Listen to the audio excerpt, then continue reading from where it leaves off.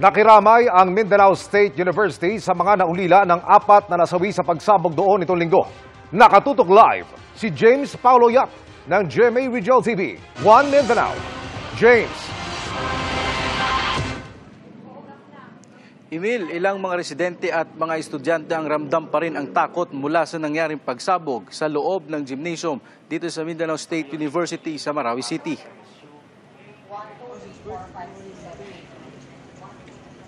Sariwa pa sa isipan ni Amalia Limbona ang nangyaring pagbobomba sa gym ng Mindanao State University sa Marawi. Sa gabi na matutulog ako na pag may narinig akong talagang kinakabahan ako. Akala ko paano na naman, bomba na naman. Kailangan yan eh. Yan yung buhay namin, yan yung namin eh.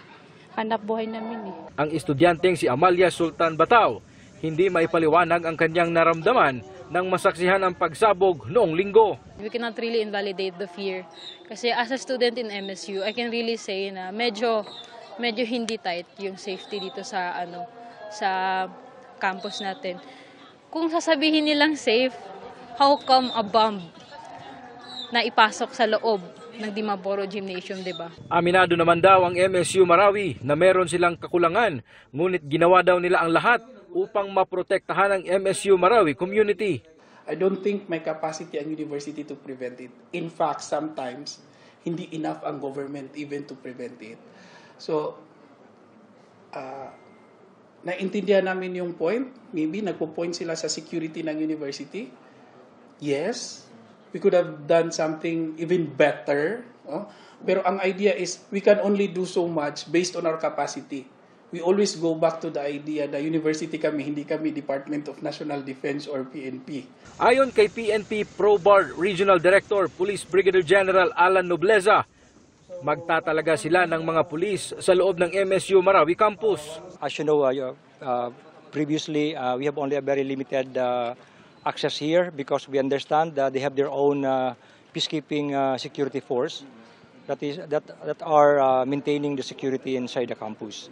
But with following this incident, the president agreed, and in fact he requested the active presence of the PNP and the military inside the campus. Ang Mindanao State University ipinagluluksa ang 4 na nasawi sa pambobomba na sina Junray Barbante, Riza Daniel, Janine Arenas at Evangeline Arumin. Ang kapatid ni Arumin, hindi naman makapaniwalang wala na ang mahal nila na inilarawan niyang bilang mabait at palatawa. Na wala na talaga si yung kapatid ko. Bakit mo kami iniwan? Sa Amay Pakpak Medical Center, nagpapagaling ang iba pang biktima ng pagsabog. Ayon kay BARM Chief Minister Ahod Ibrahim, sa tulong ng ilang ahensya, sasagutin daw ang gastos sa pagpapagamot ng mga biktima at magpapaabot din sila ng iba pang agarang tulong. Ang isa sa mga survivor na si Jasmine nasugatan ang paa at hirap na raw makatulog kasunod ng pangyayari. First time ko po nakakita na gutay-gutay yung mga katawan. Tapos humihingi sa'yo ng tulong na hindi mo matulungan. Ang asawa naman niyang si Benji, napasukan daw ng bubog ang mata. Yung mata ko siya napasukan ng bubog. Buti nga naalis kahapon. Yung bubog dito talaga sa gitna.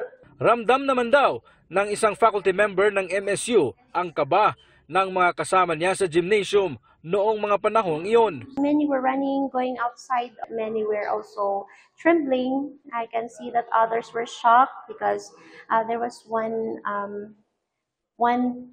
person that I said, "Please help me," and then she just looked at me.